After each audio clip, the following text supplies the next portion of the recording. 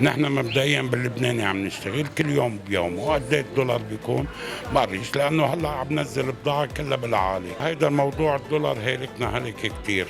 بتمنى انه يكون في اقبال، لانه الله يعين العالم، في قسم من العالم ما معها مصاري، الله يعينها، من وين بدها تجيب لتدفع وتاكل حلو؟ بقول لك باكل بيتي افضل ما اجي اعمل هون اشتري حلو يعني.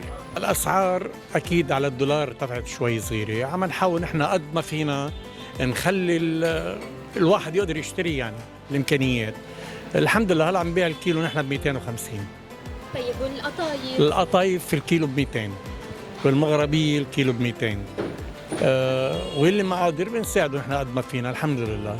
في إقبال، في عالم عم تشتري؟ ايه الحمد لله الحمد لله، لأنه الأسعار كتير مناسبة، مشان هيك عم بتضل العالم تشي وتاخد أغراضها. من نقبض باللبناني كيلو اللحم اليوم 900 ألف البقر، 1,400,000 الغنم. طلع الدولار كل ما بيغلوا عليك الأسعار، كل ما بيطلع الدولار كل ما بيغلوا عليك الأسعار، كل الأسعار صارت غالية.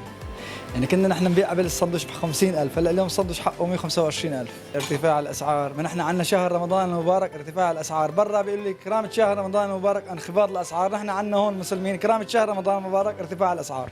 ليه؟ والله كرامة شهر رمضان، أهلا وسهلا يا رمضان. العالم عم تجهز حالها للزينة وللتمور ولكل شيء لرمضان يعني.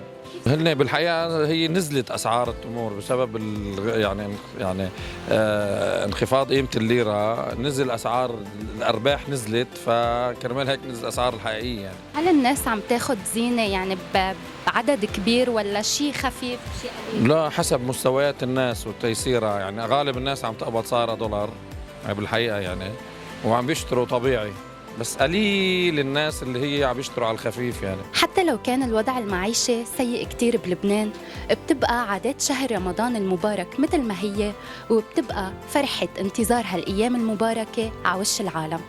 آي عميرات، اللواء.